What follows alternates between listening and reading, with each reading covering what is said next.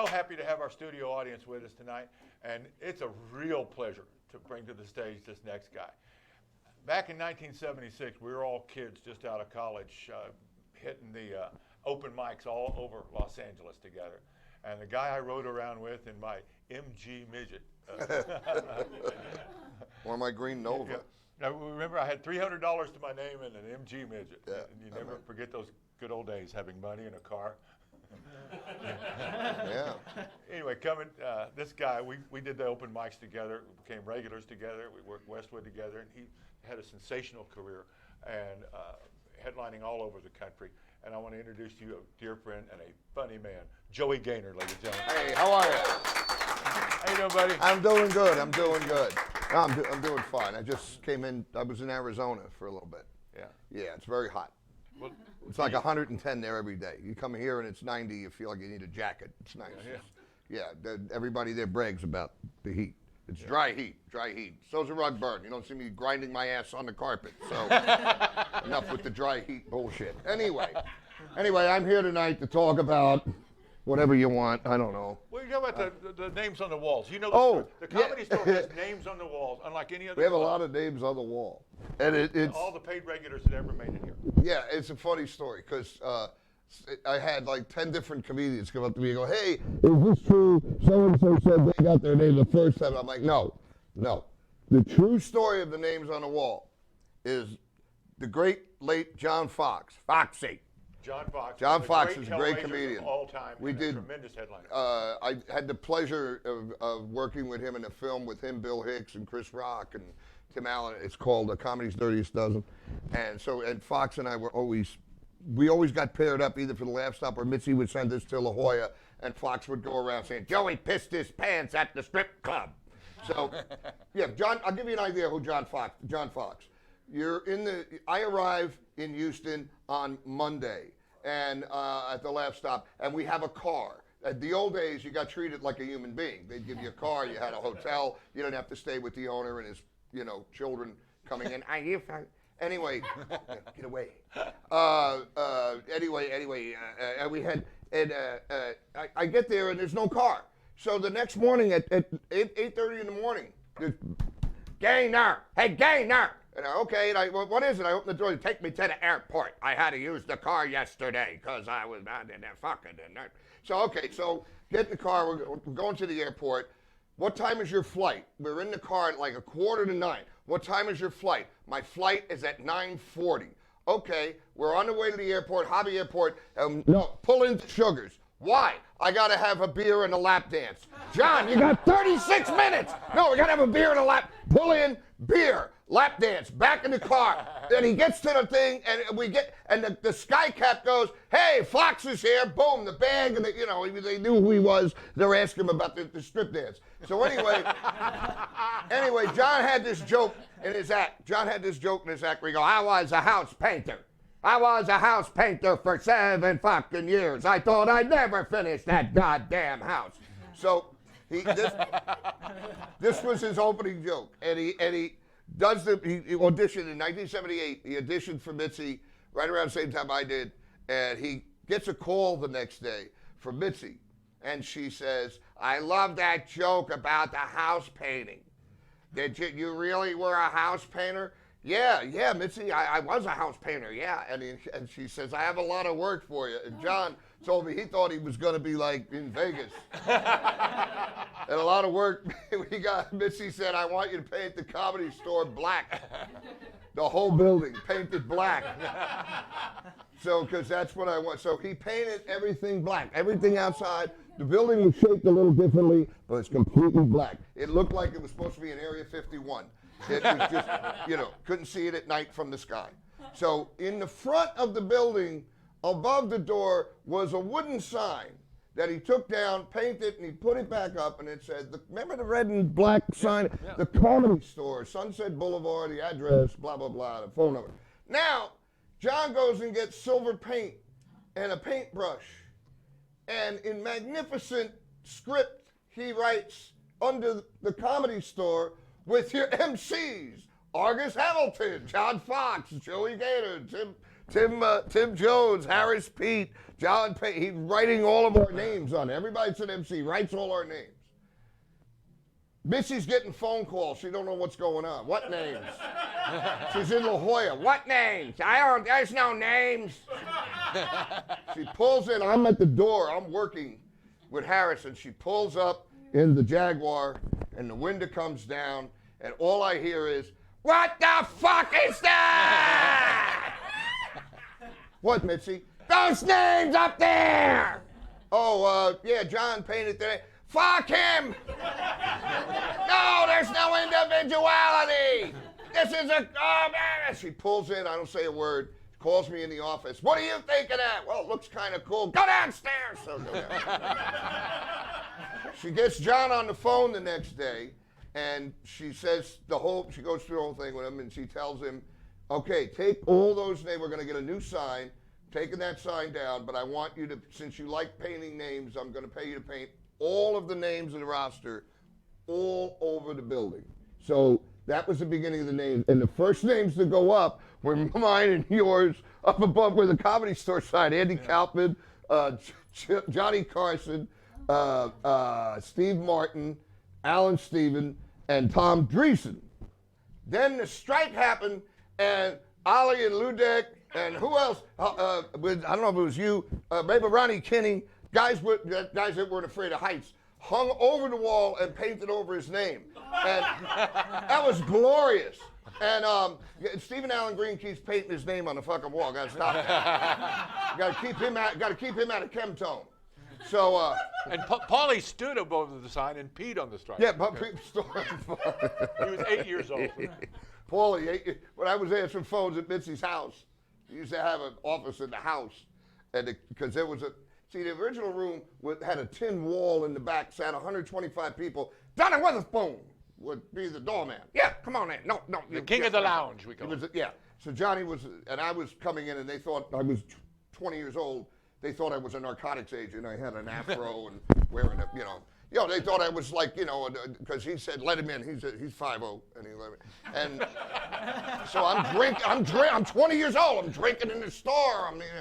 So that was only 120 something seats, and then Art LeBeau threw Mitzi out because they had that dispute, and for 3 months. For 3 months, and Westwood became the place because there was Westwood was originally Ledbetter's. It was a folk music place. This is, by the way, this is between November '76 and February of '77. Right, because I went to see Richard Pryor at the Schubert Theater in late '75.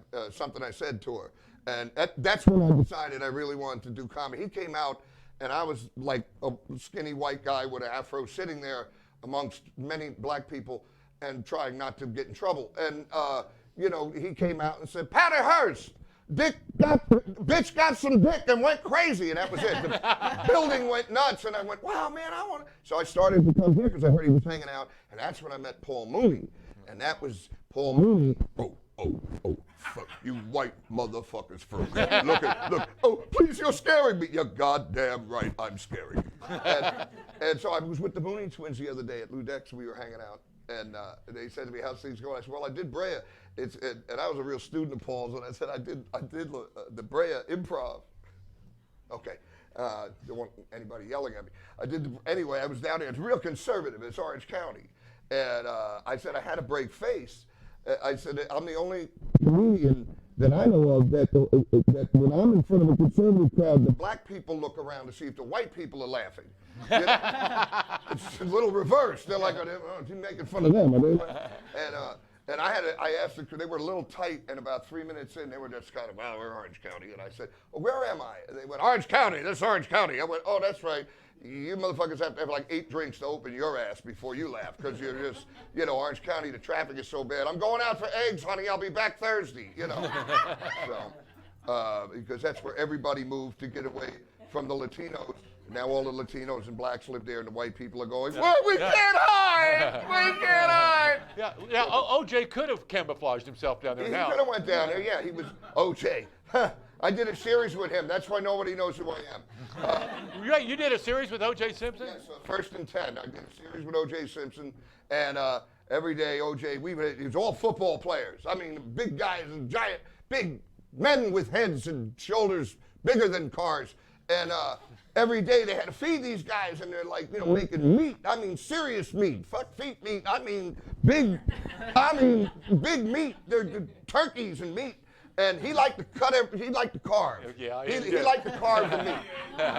No, I don't know. All I know is he had a lot of surveillance equipment. We were working in Glendale out there shooting the Super Bowl scenes, and I was the biggest prick the show ever had, Frankie the Rat. I was selling guys tape for their wrist. I was an asshole. It was like wrestling. I'm walking down the street, and I had my hair dyed blonde for 5 heartbeats, and I had the jacket on, and people were yelling, fuck you, I saw you, what you did on the show. And I'm like, it's what they pay me to do. And, but he had surveillance equipment. We were in Glendale, hot, it was like 113 degrees, and he had like binoculars that zoomed in, and he had a satellite phone. And he said, here, call your mom. So I'm calling my mom on OJ's satellite phone. 4 years later, I'm getting calls from the Inquirer. Hey, do you know? No, I don't know shit, man. I wasn't there. What happened to murder? I was at the track. Anyway, but no, it was crazy. It was a good show. It was Peter Bonnets was the director. Oh, yeah. Jerry, the dentist, on Bob Newhart. Yeah. And he also directed. Was this with a network show? This was HBO. HBO? Yeah, I was like hot on HBO because I did Robert Townsend, and then I did that series, and then I did some sets at the Comedy Store, and that was that. Anyway. You worked with Fred Asparagus and doing. Yeah, Freddie and I worked a lot. I know how. Right now, Joe Rogan has a tremendous exposure now through the wrestling thing, and you and Freddie Asparagus. Freddie and I were fabulous. We were the first guys to really do a wrestling character. Big, huge, lovable. He was in Havana. He was in Havana. He was in Havana with Robert Redford. I can't remember the character. He's the bartender in Three Amigos. Everybody seems to remember that a lot. But Freddie and I would do the character. They would call us racist and stupid today, but it's really funny because I would say, "This man, what do you see what he's going to do Wednesday? What are you going to do?" And he would grab the mic and pretending to be from another country, not speaking any really good English, he'd go, "I'm going to do something," and the place would go nuts. And today we'd be picketed and people would want to burn us. But fuck them, comedy's comedy. Look, the point I'm getting at is, listen, a lot of young men need to go out, get off your phone and go out and get laid. There'll be a lot less tension. You don't need guns. And by the way, the gun owners, when you sell these guns and somebody goes, "I need 10,000 rounds," a simple question. What the fuck you need 10,000 rounds for? That's all you got to ask. That's the question, but nobody's asking that. Meanwhile, Melania is skinnier. I don't think it's the real Melania. Oh, really? No, I think there's 3 or 4. There's the hand-holding Melania. There's the distant Melania. There's the, I'm kind of dressed up, but I'm going to walk behind you, Melania. And then there's the, where's my kid, I'll kill you, Melania. So there's some different, And I don't make fun of the man in the White House until we get one. So anyway, anything else you want? I just hosted a big wrestling show for the veterans. 92-year-old World War II veteran Fred Leonetti, and it was great. I got back into wrestling. I've been a wrestling manager and a host for many years on and off. Many people may have seen me struggling in the street, but that's got nothing to do with wrestling. Because one thing I have learned is when you have knowledge, it's completely useless in this friggin' town. So, but you're a great group of people. Let's all get together and go to Cantor's and march. You will not replace us. No, I'm kidding. No, I'm kidding. I'm only kidding. I have a lot of Jewish friends and I owe them money. So, no, as you know, I'm not that kind of person. I'm only kidding around. Yeah, you're good, man. No, I try to be. If I could just get a woman to yell at. Without having to pay her. What's your favorite room to work now?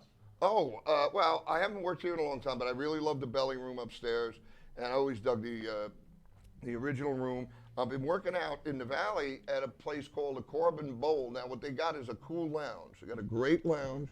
Ryan Talmo and Jonathan, I can't think of Jonathan's last name, but Jonathan runs it, and it's a great workout room. Got really good guys have been coming in. Mark Fernandez, where's it located? Guys like that. It's on Ventura Boulevard and just a little east of Corbin, a little west of Tampa. What nights are you there? It's on Thursday nights. Okay. And I've been doing that. And getting back together, doing blues and hanging around great blues musicians like the King Brothers and people like that. So that and I'm also writing a one-man show. Good deal. I can't wait when you Yes. get that thing written. The one-man show's going to be great. I got a lot back- of visuals and. Come back here and promote it, okay? Yeah, I would love to. As a matter of fact, when I come back next time, I'll have edibles for everyone. And I'll also be giving a course in if the police stop you, how to bend down and not get hurt. So these will be Give it up for things Joey we- Gaynor. Give it up Thank for you. Joey. Thank you. Thank you, Hollywood. Yeah. Well, I'll that was wrestle any fun. woman for $8. Okay. We'll be right back. Don't go anywhere. Argus Hamilton here. Argus! Fantastic.